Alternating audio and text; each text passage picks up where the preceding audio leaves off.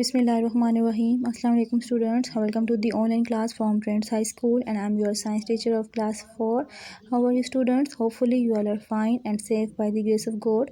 As you know students, we started revision of our science syllabus, and in our last lecture we start revision of unit number 2, which is growth and movement in living things.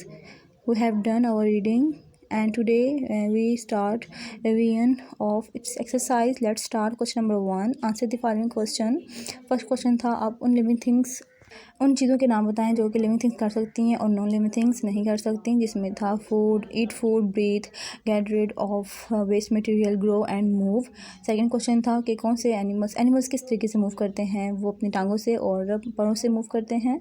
इंसानों की क्या help करती है move करने में, muscles help करते हैं move करने में। स्केलेटन और एक्सोस्केलेटन में क्या फ़र्क है।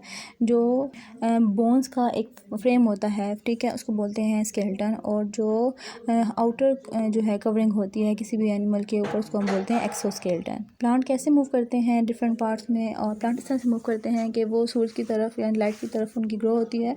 उनके स्टेम्स, उनके जो रूट्स हैं वो ज़मीन के अंदर डाउनवर्ड जो है वो सॉइल में ग्रो करती हैं, और स्टेम जो है वो उनके लाइट में टूवर्ड ग्रो करते हैं। एनिमल की बॉडी कैसे ग्रो करती है, वो फूड खाती है, वो बड़ी होती जाती है। पौधे के कौन कौन से पार्ट जो है वो ग्रो करते हैं, tip of stem, root and leaf करते हैं।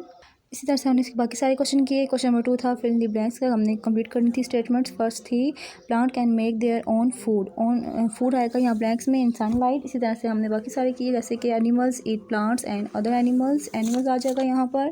उसके बाद हम लोगों ने क्वेश्चन इस तरह से सारा क्वेश्चन कंप्लीट किया। और क्वेश्चन नंबर 3 था मैच करना था हम लोगों ने प्लांट्स और एनिमल्स को उनके वर्क के साथ जो वो करते हैं। जैसे कि शीप था तो produce wool and meat, poultry था तो provide meat and eggs, cattle था तो प्रोवाइड मिल्क एंड मीट, बीज का क्या काम है, pollinate flower and make honey, cotton jute plant तो produce fibre for making clothes.